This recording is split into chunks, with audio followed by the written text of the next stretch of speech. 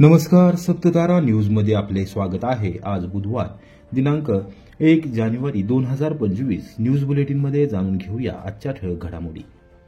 भाडळे येथे सीआरपीएफचे head constable प्रकाश खरात यांच्यावर शासकीय इतमामात अंत्यसंस्कार, लोकप्रतिनिधी अधिकाऱ्यांनी घेतले अंतिम दर्शन, वाहिली श्रद्धांजली।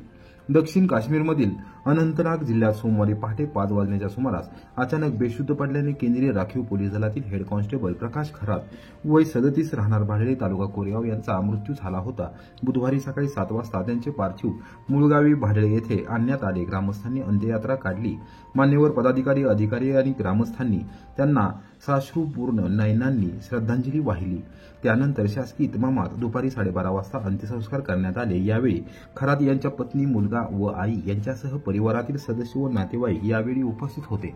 प्रकाश खरात यांनी शालेय शिक्षण भाडळे येथे घेतले। त्यानंतर वयाच्या 17व्या वर्षी ते केंद्रीय राखीव पोलीस दलात भरती झाले होते। 20 वर्ष त्यांनी प्रामाणिकपणे सेवा बजावली। दलाच्या 116 बटालियनमधील जी कंपनीमध्ये हेड कॉन्स्टेबल म्हणून कार्यरत असलेले प्रकाश खरात हे अनंतनाग येथील जिल्हा कारागृहात बंदोबस्तासाठी तैनात होते। सोमवारी नियमित ड्युटी दरम्यान ते अचानक बेशुद्ध पडले होते। सहकाऱ्यांनी तातडीने त्यांना अनंतनागच्या जिल्हा शासकीय रुग्णालयात हलवले होते, मात्र वैद्यकीय अधिकाऱ्यांनी त्यांना मृत घोषित केले होते। केंद्रीय राखीव पोलीस दलामार्फत खास विमानाद्वारे त्यांचे पार्थिव पुणे येथे आणण्यात आले। खराब हवामानामुळे आणि काश्मीरमध्ये होणाऱ्या बर्फवृष्टीमुळे पार्थिव आणण्यामध्ये मोठा विलंब झाला। बुधवारी सकाळी केंद्रीय राखीव पोलीस दलाचे पोलीस उपमहानिरीक्षक हे स्वतः हेड कॉन्स्टेबल प्रकाश खरात यांचे पार्थिव घेऊन भाडळे येथे दाखल झाले। ग्रामस्थांनी फलक लावून आणि रांगोळी काढून श्रद्धांजली अर्पण केली। फुलांनी सजवलेल्या वाहनातून त्यांची अंत्ययात्रा काढण्यात आली।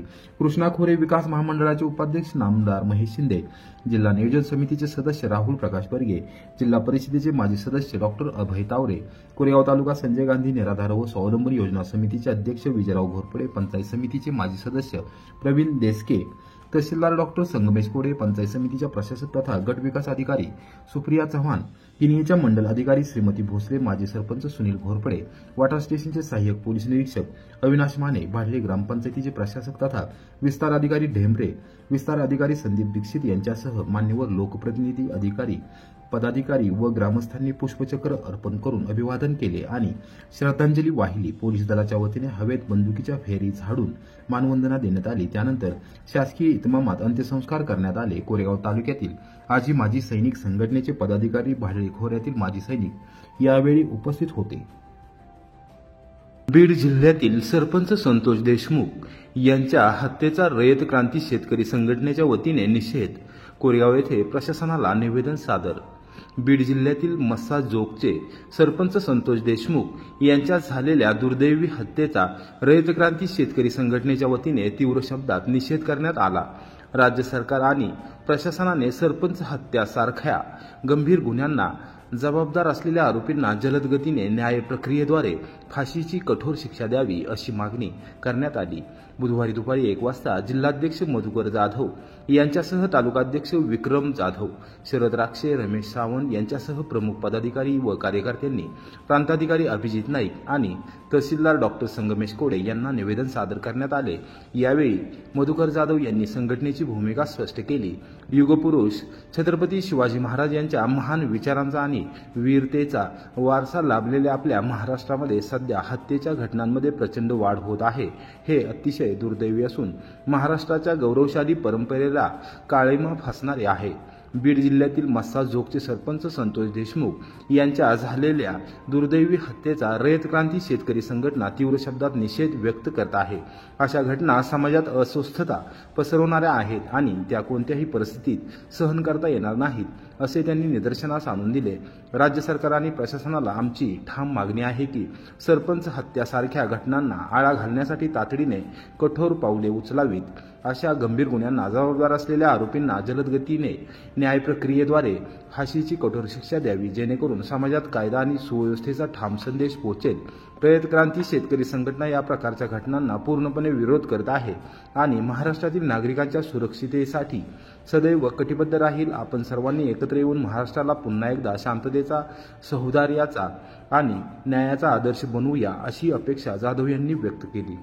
रयत क्रांती संघटना जिल्हाध्यक्ष मधुकर जाधव आमच्या तहसीलदार साहेबांना आणि सुधार साहेबांना एक निवेदन आहे. संतोष देशमुख हत्या प्रकरणी त्वरित फास्ट ट्रॅकवर कोर्टात केस चालू करावं आणि राहिलेल्या आरोपींना त्वरित अटक करावी. ही बातमी आम्ही आज केलेली आहे आणि ह्या संतोष देशमुख हत्या प्रकरणी आम्ही निषेध करत आहोत. सातारा जिल्ह्यातील सर्व नगरपालिका आणि नगरपंचायतींनी चतुर्थ वार्षिक कर आकारणी व पुनर्निर्धारण केले नसल्याने राज्य शासनाकडून सातत्याने विचारणा. सातारा जिल्ह्यातील सर्व नगरपालिका आणि नगरपंचायतींनी चतुर्थ वार्षिक कर आकारणी व पुनर्निर्धारण विहित वेळेत केले नसल्याने राज्याच्या नगरपालिका प्रशासन संचालनालयाकडून सातत्याने विचारणा केली जात आहे. याबाबत त्वरित कार्यवाही करण्याचे निर्देश सातारा जिल्हा नगरपालिका प्रशासन शाखेचे सहाय्यक आयुक्त अजिंक्य पाटील यांनी दिले आहेत.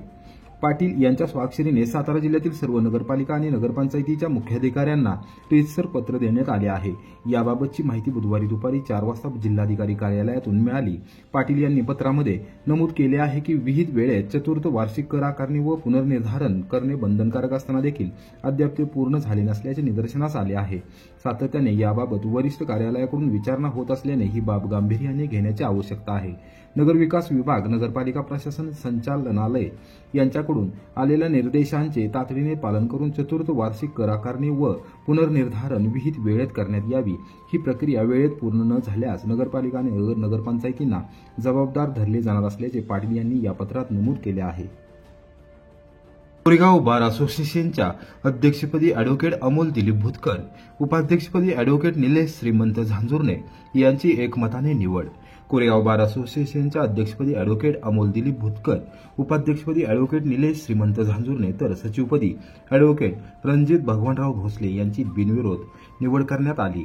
निवडणूक निर्णय अधिकारी SS साखरे यांच्या अध्यक्षतेखाली झालेल्या बार असोसिएशनच्या बैठकीमध्ये एकमताने नूतन कार्यकारिणी निवडण्यात आली. या कार्यकारिणीमध्ये सहसचिवपदी अॅडव्होकेट गायत्री राजेंद्र भुतकर, खजिनदारपदी अॅडव्होकेट प्रतीक मधुकर फाळके, महिला प्रतिनिधी म्हणून अॅडव्होकेट संजीवनी सुनील कांबळे, सदस्य म्हणून अॅडव्होकेट मंगेश बाळकृष्ण बळे, अॅडव्होकेट चैतन्य अशोककुमार वाघ आणि अॅडव्होकेट युगंधर पुरुषोत्तम बारसावडे यांची निवड करण्यात आली. निवडणूक निर्णय अधिकारी तथा ज्येष्ठ विधिज्ञ SS साखरे आणि सहाय्यक निवडणूक निर्णय अधिकारी SP माने यांनी नूतन कार्यकारिणीची बिनविरोध निवड झाल्याचे जाहीर केले.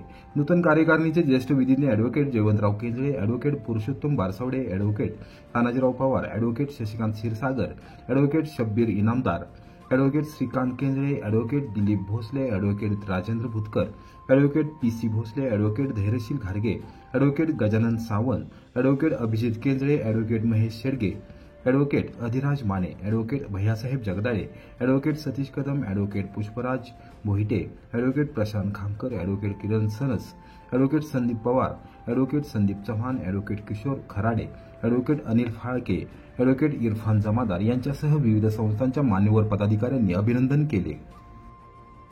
सातारा लातूर राष्ट्रीय महामार्गावर शिरडोन फाट्यावर ऊसाची ट्रॉली रात्रीच्या सुमारास पलटी. संपूर्ण महामार्गावर ऊस विस्कटला, वाहतूक विस्कळीत. सातारा लातूर राष्ट्रीय महामार्गावर कोरेगाव शहराच्या अलीकडे शिरडोन फाट्यावर बुधवारी रात्री 9:15 वाजण्याच्या सुमारास ऊसाच्या ट्रॉलीचे चाक निसटून गेल्याने ती पलटी झाली. परिणामी महामार्गावरील वाहतूक विस्कळीत झाली होती.